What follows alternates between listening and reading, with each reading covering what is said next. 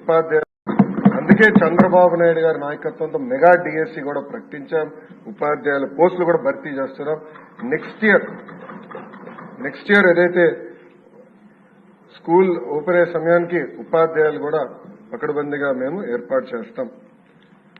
దాంతోపాటు రాజుగారు ప్రధానంగా ప్లే గ్రౌండ్స్ ఏర్పాటు చేస్తే బాగుంటుందని కోరారు. ఉపాధి హామీ పథకంతో అనుసంధానం చేస్తాం.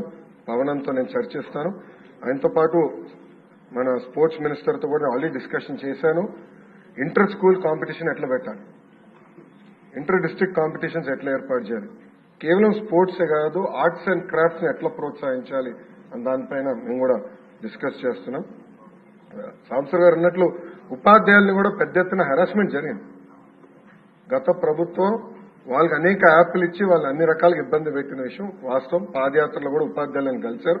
వాళ్ళ సమస్యలు నాకు చెప్తాం జరిగింది.